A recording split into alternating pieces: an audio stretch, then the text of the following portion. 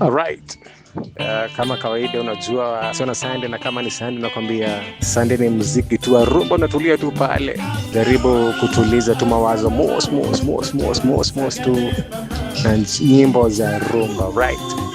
Actually siwezi kuwa ati na expect wewe saizi unasikiza bongo ana Sunday na kesho kwa kazi, you relax tu na muziki ya kurelax tu ni rumba music, rumba muzika, right?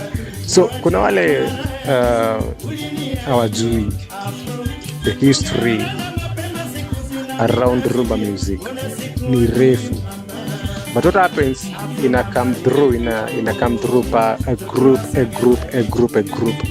Unajua hizi kuwa group peke yake alafu inaleta muziki na kuwa ni muziki ya rumba.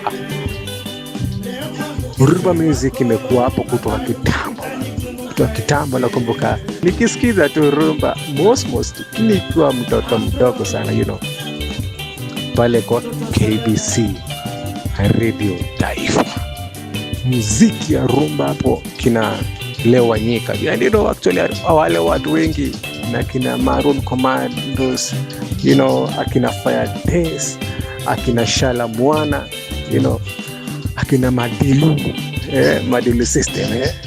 And actually acha tuanzie mali tunaweza ongea about Leo Wanyika. Leo Wanyika ilikuwa group ya muziki. Ushaiona wale wase wanaendanga mtatu kucheza muziki, call them Leo Wanyika. Walikuwa wase wanapenda muziki vibaya sana, muziki tu rumba na zilizopendwa. At that time walikuwa wanaitwa kitambo, walikuwa wanaitwa Simba Wanyika, not Leo Wanyika, Simba Wanyika. Hiyo time walikuwa wanaishi huko Uganda. So watu wa Uganda hapo at least walikuwa wanacheza muziki, but maisha ya muziki kwa ngumu mbaya. Kama like everyone else vile ungefanya, you have a family to feed as a man, so lazima utoke tu utafute greener pastures, and that's what happened.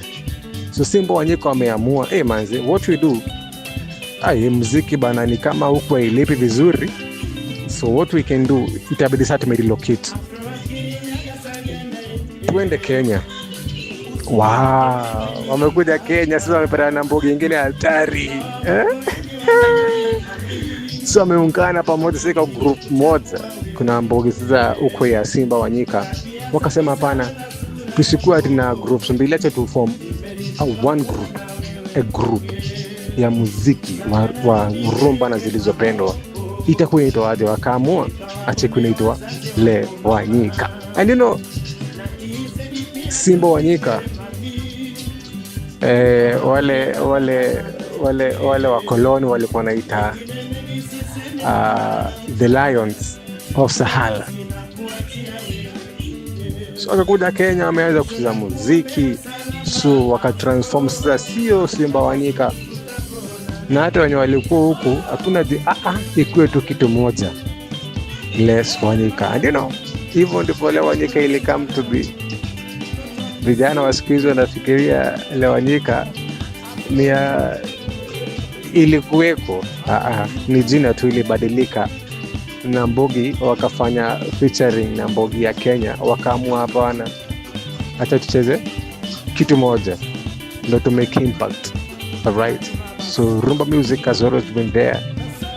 Rumba music is cool, very cool, right? Sikiza rumba, sikiza zilizopendwa na arifa itaongezeka, ama namna gani?